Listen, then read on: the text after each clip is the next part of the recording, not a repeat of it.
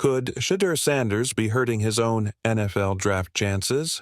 The NFL Combine has come to an end, and as always, some quarterbacks are rising in stock while others seem to be slipping. One name that has everyone talking? Shedeur Sanders. Unlike many other quarterbacks, Sanders chose not to participate in any drills. No 40-yard dash, no throwing, nothing. Instead, he focused on team interviews. And when he spoke about the Combine, his message was loud and clear. He's not just looking for any team. He's looking for the right team. He confidently stated that if a franchise isn't serious about changing its culture, they shouldn't bother drafting him. He even pointed to his past, saying, "History repeats itself," and claimed he has a track record of turning football programs around. In short, Sanders sees himself as more than just a quarterback. He's a game changer. And, honestly, and here's where things get interesting, NFL analyst Todd McShay just revealed that some teams weren't impressed with Sanders. According to McShay, 2 teams in the top 10 wasn't professional while wasn't taking the meeting seriously at all. So, now the big question is Shedeur Sanders proving he's a confident leader, or is his attitude hurting his NFL future? Is Shedeur Sanders' draft stock about to take a serious hit?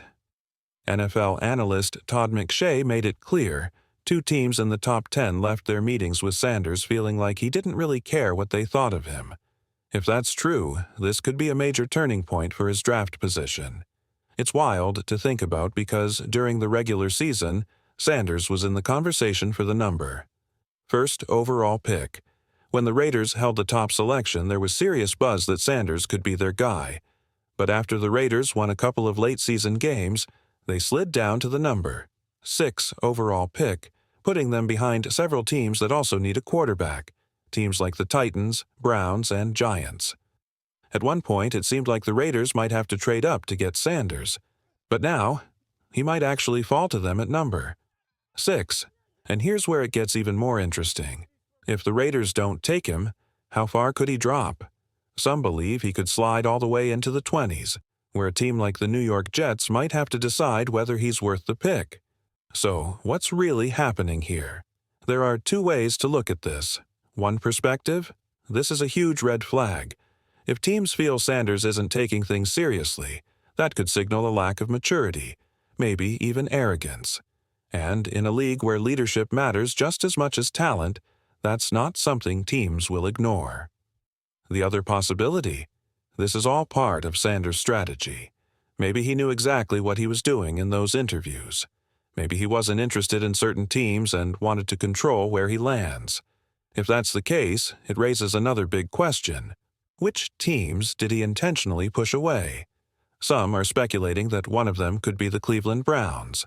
But until we know for sure, the only thing that's clear is this. Shedeur Sanders' draft night just got a whole lot more unpredictable. Is Shedeur Sanders secretly trying to control where he lands in the NFL draft? One thing is clear. His father, Deion Sanders, is playing a major role in this decision. And honestly, that makes sense. Deion has been through this process before, and as a father, it's natural that he'd want to guide his son. But could this mean Shedeur is intentionally steering away from certain teams? Some people think so. In fact, there's growing speculation that he's trying to land with the Las Vegas Raiders. Now, we don't know exactly which teams walked away unimpressed by Sanders' interviews, but there's a strong chance that one of them was the Cleveland Browns, maybe even the Tennessee Titans. If that's true, it could push Sanders down to the 3rd pick, putting the New York Giants in a position to decide whether they want him. Here's where things get tricky. Todd McShay mentioned that teams felt Sanders came off as unprofessional in his meetings. And that's a problem. Look, it's understandable if a player has preferences. Not every quarterback wants to land in a bad situation. But there's a way to handle things with class and professionalism, especially when you're supposed to be the face of a franchise.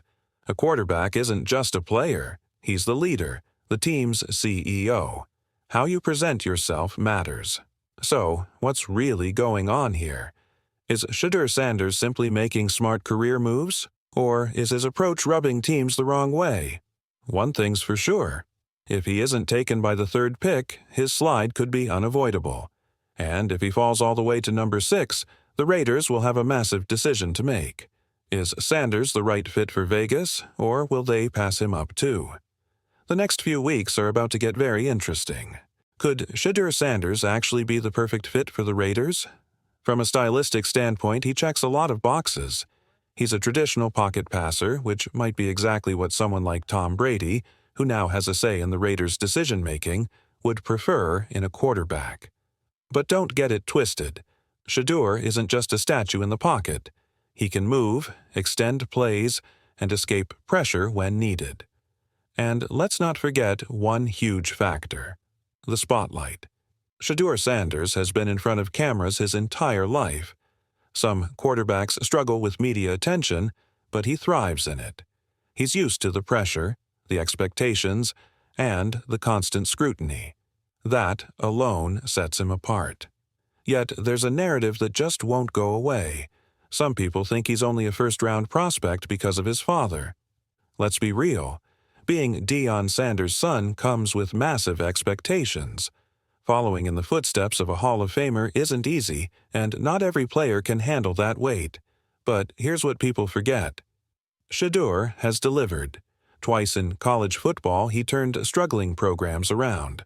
Colorado was a mess before he arrived, and by the time he left, they were winning games and making a bowl appearance. That wasn't just luck, that was leadership. But now, with the way he's handling his draft process, the big question is he trying to control his destination? If that's the case, it's a risky move, because if he slides past the Raiders at number 6, he could keep falling, and fast. A quarterback who's seen as too difficult or too selective might end up waiting a long time on draft night, and if that happens, he might regret how he handled these team meetings. So, what do you think? Is Shedeur Sanders forcing his way to the Raiders, or is this a major red flag? One thing is certain: this draft just got a whole lot more unpredictable. But now, with the way he's handling his draft process, the big question is he trying to control his destination? If that's the case, it's a risky move, because if he slides past the Raiders at number 6, he could keep falling, and fast. A quarterback who's seen as too difficult or too selective might end up waiting a long time on draft night, and if that happens, he might regret how he handled these team meetings. So, what do you think? Is Shedeur Sanders forcing his way to the Raiders, or is this a major red flag? One thing is certain: this draft just got a whole lot more unpredictable.